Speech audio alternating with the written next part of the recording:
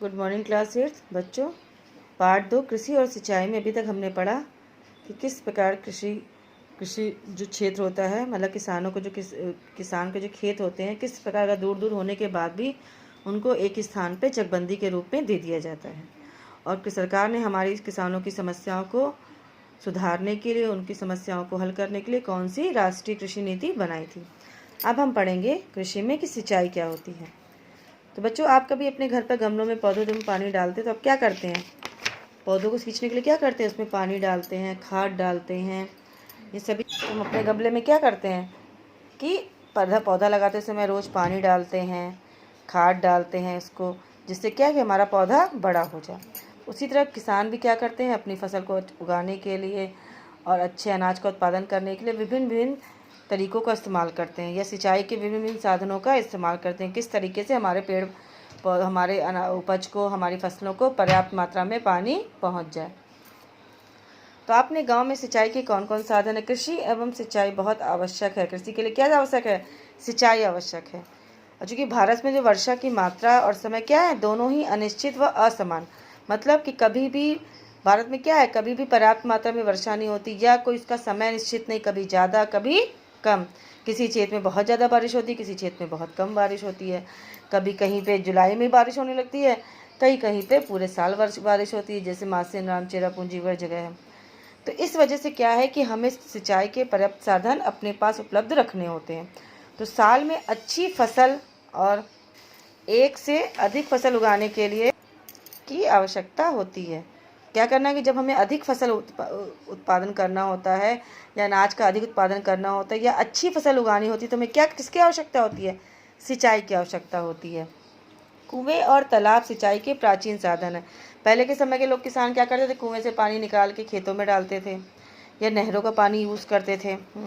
परंतु अब क्या नई नई टेक्निक्स आ गई है, नए नए तरीके आ गए हैं, जिसकी वजह से सिंचाई थोड़ी सी आसान हो गई है। दक्षिण के पठारी भागों में तालाब अधिक है, तो आजकल क्या है, अधिक मात्रा में वहाँ से पानी प्राप्त करने के लिए हम किसका नलकूप बनाए जाते हैं, क्योंकि वहाँ से पानी खींच के आता है, और ट्यूबवेल के जरिए, नलकूप के जरिए हम अपनी फसलों को पानी देते हैं। सरकार द्वारा पंचवर्षीय योजनाओं के द्वारा नहरों बनाकर सिंचाई की सुविधा की गई है। देश के विभिन्न नदी घाटी परियोजनाओं से क्या निकलती हैं? नहरें निकाली गई। उत्तर भारत में नहरों द्वारा अधिक सिंचाई की जाती है। उत्तर भारत में सबसे ज़्यादा किसके द्वारा सिंचाई की जाती है? नहरों के द्वारा सिंचाई की जाती है। अपने देश में सिंचाई के साधनों का वितरण देखिए इस तरीके से। इतने हिस्सों में तालाब द्वारा होती है, मतलब 47% जगह पे क्या होती है? तालाब द्वारा सिंचाई की जाती है। कुछ अन्य जगहों पे 5% पे अन्य साधनों द्वारा, 31.5% पे नहर द्वारा, 31.5%, और कुओं और नलकूप द्वारा 58.7%। ये पूरे हमारे जो भारत के सिंचाई के साधन की ये प्रतिशत, कितने कहाँ पे किस जगह पे कितने प्रतिशत साधनों द्वारा सिंचाई होती है। आपके गांव के आसपास के खेतों में किस नहर से सिंचाई के लिए पानी आ रहा है? करिए। अभी कुछ खास बातें हैं जिसको आपको ध्यान से पढ़ना है। क्या बच्चों? कि पानी की कमी से भूजल का स्तर नीचे चला जाता है। जो हमारे ज़मीन का जल स्तर है, जब पानी कम बरसेगा तो पानी क्या है, बहुत कम मात्रा में नीचे पहुंचेगा। जब बहुत पानी कम मात्रा में नीचे, तो हम लोग रोज़ उसका पानी निकाल रहे हैं। हमारी पृथ्वी से, हमारे धरती से क्या है, रोज़ करोड़ों टन पानी निकलता है। तो जब पानी सब निकलता रहेगा, वापस उस क्षेत्र में पानी नहीं पहुँचेगा, तो धीरे क्या होगा, जो हमारे पानी के जल का स्तर क्या है, वो नीचे चला जाएगा। पहले क्या था बच्चों कि हम लोग बहुत ऊंचाई पे ही, मतलब 100 फीट पे या 80 फीट पे ही समरसीबल लगते थे, हम लोग को पानी पर्याप्त मात्रा में पहुंच जाता था।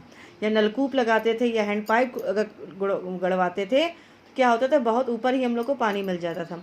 बट अब क्या है कि पानी का शोधन तो ज़्यादा हो रहा है, पानी हम लोग बहुत अधिक मात्रा में यूज़ करते रहे, परंतु पर्याप्त मात्रा में क्या नहीं हो पा रही है, बारिश नहीं हो रही है। जैसा कि जून, जुलाई, अगस्त में भयंकर बारिश होनी चाहिए, उतनी बारिश नहीं हो पा रही है। जब बारिश नहीं हो पा रही है, तो हमारे ज़मीन में, धरती में पानी पर्याप्त मात्रा में नहीं पहुंच पा रहा है, और धीरे धीरे क्या हो रहा है, जल का जो स्तर है वो नीचे चलता चला जा रहा है। आज हमें बहुत नीचे पंप खुदवाना पड़ता है, या पाइप डलवानी पड़ती है, तब जाके हमको पानी मिल पाता है। तो पानी का तेज बहाव रोकने के लिए वृक्ष लगाना आवश्यक है। भूजल स्तर को ऊंचा उठाने के लिए वर्षा का पानी गड्ढों या तालाब में एकत्र करना चाहिए। इससे भूजल का पुनर्भरण होता है।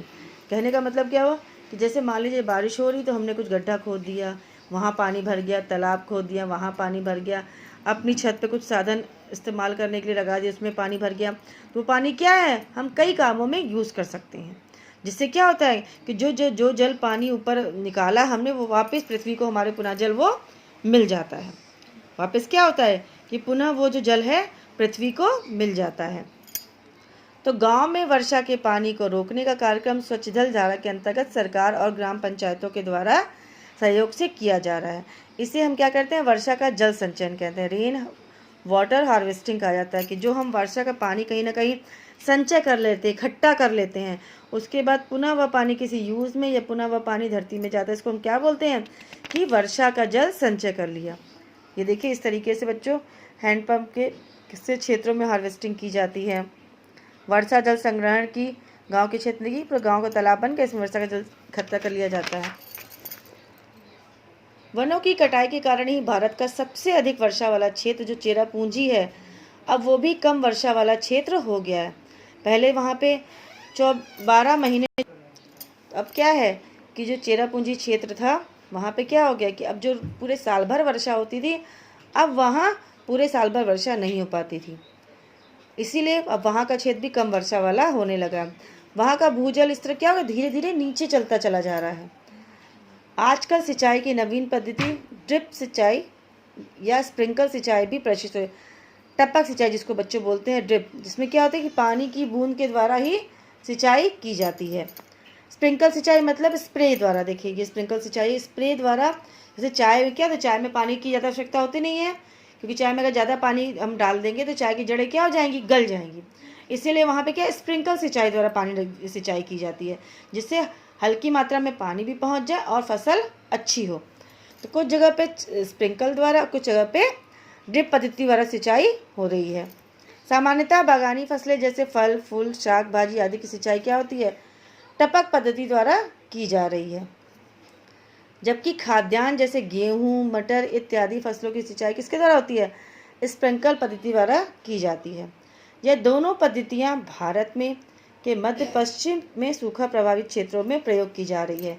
क्यों, क्योंकि वहाँ पे पानी की मात्रा कम है। इन सिंचाई पद्धति से बच्चों सिंचाई में पानी क्या होता है, कम खर्च होता है और फसल भी अच्छी होती है।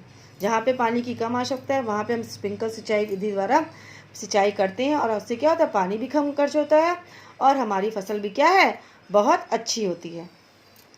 मध्य पश्चिम के सूखा प्रभावित क्षेत्रों में टपक सिंचाई या स्प्रिंकल सिंचाई पद्धति का क्यों ज़्यादा होता है, क्यों, क्योंकि वहाँ पे पानी की मात्रा कम होने के कारण।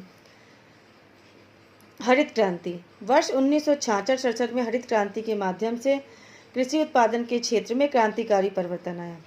इस कार्यक्रम का उद्देश्य क्या था, अच्छे बीज खाद सिंचाई तथा आधुनिक यंत्रों के उपयोग द्वारा कृषि उपज में तीव्र गति से वृद्धि करना। इसे हम क्या कहते हैं, हरित क्रांति कहते हैं। हरित क्रांति मतलब जब जब किसी आयोजन के द्वारा किसी उद्देश्य को लेके हम अच्छे बीज की उपलब्धता कराएं, सिंचाई के अधिक उपलब्धता कराएं, सिंचाई के साधन का पर्याप्त मात्रा में उपलब्ध रखें, आधुनिक यंत्रों का प्रयोग करें, और जिसके कारण क्या होगा कि हमारी कृषि में तीव्र वृद्धि होगी। मतलब जब हम अच्छी फसल उगाने के लिए अच्छे खाद का प्रयोग करेंगे, अच्छे सिंचाई के साधन का उपयोग करेंगे तो हमारी फसल क्या होगी, अच्छी होगी। तो इससे क्या होगा, हमारे कृषि क्षेत्र में तीव्र वृद्धि होगी, मतलब बहुत तेजी से कृषि में क्षेत्र में वृद्धि होगी। इस वृद्धि को हम क्या कहेंगे, हरित क्रांति कहते हैं बच्चों। तो रासायनिक कीटनाशकों और उर्वरकों के प्रयोग से पैदावार बढ़ी है, लेकिन इसका प्रभाव लंबे समय तक बना रहता है।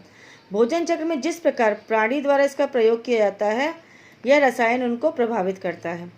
डीडीटी का प्रयोग चारे के माध्यम से गाय तक, फिर उस गाय के दूध के माध्यम से उस पीने वाले प्राणी तक पहुंच जाता है। इससे कुछ रसायन ऐसे भी हैं जो घातक बीमारी को जन्म देते हैं और हमारी रोग प्रतिरोधक क्षमता को कम करते हैं तथा मिट्टी और जल स्रोत को प्रदूषित करते हैं। होता क्या बच्चों, जब हम खाद हम डालते हैं या जब फसलों को अच्छी उगाने के लिए हम क्या करते हैं, कुछ कीटनाशक दवाओं का प्रयोग करते हैं। कभी कभी उन दवाओं के कारण क्या होता है कि जो गाय या जानवर होते हैं उन दवाओं चीज़ों को फसलों को खाते हैं, तो धीरे धीरे क्या होता है, वो पीने के पानी जो होता है, मतलब पीने वाले प्राणी तक पहुंच जाता है। उस गाय का दूध कहाँ पहुंचा, अब हमने दूध पिया तो हमारे कीटाणु कहाँ पहुँच गया, हमारे अंदर पहुँच गया।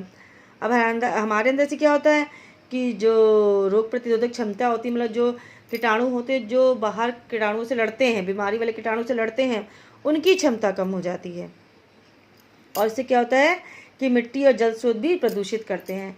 एक तो ये अच्छी चीज़ है कि हरित क्रांति की तरफ कृषि के क्षेत्र में बढ़ावा मिलता है, अच्छी चीज़, लेकिन दूसरा पहलू भी ये है कि रासायनिक कीटनाशकों से और उर्वरकों से, मतलब ये जो खाद है या कीटनाशक दवा हैं, उससे भी हमारा क्या होता है, हमारी फसलों को तो फ़ायदा होता है परंतु उससे हमारा भी नुकसान होता है। क्यों? क्योंकि उन्हीं फसलों को या चीज़ों को क्या गाय खा रही है, गाय का दूध हम पी रहे हैं। हरित क्रांति की मुख्य बातें: अधिक उपज के लिए सुधरे हुए अच्छे बीजों का प्रयोग होने लगा है। गेहूं की उन्नत किस्मों, जैसे अब गेहूं की किस्में कौन कौन सी देखिए इसमें ध्यान से, कि सरबती, ये गेहूं की किस्में, मतलब ये इस नाम से भी गेहूं आते हैं, सरबती, सोनारा, कल्याण, सोना, ये सब क्या है, गेहूं की किस्में हैं। हीरा, धान, जिस तरीके से आप एग्जाम्पल ले लिए टेलीविज़न, अब टेलीविज़न तो बहुत सी कंपनियों के हैं ना, आप वो क्या बोलते हैं, एलजी की भी टीवी यूज़ कर लें, वर्लपूल की भी टीवी आ गई है, वेस्टर्न की भी टीवी, क्या है, ये किस्में हैं टीवी की।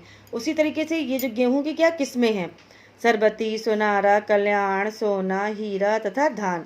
और धान के उपजे कैसे हैं, कौन कौन सी है, जैसे IR, ताइचुंग, 65 जया, पद्मा, पंकज, जमुना, साबरमती, ये सब क्या है, ये धान की फसलें हैं। रासायनिक खाद जैसे ammonium sulphate, urea, super phosphate, potassium sulphate, try ammonium sulphate, potassium nitrate का विकास और उपयोग किया जाता है। जैविक खाद का उत्पादन बढ़ाना, जैसे कंपोस्ट की खाद, हरी खाद जिसमें सनई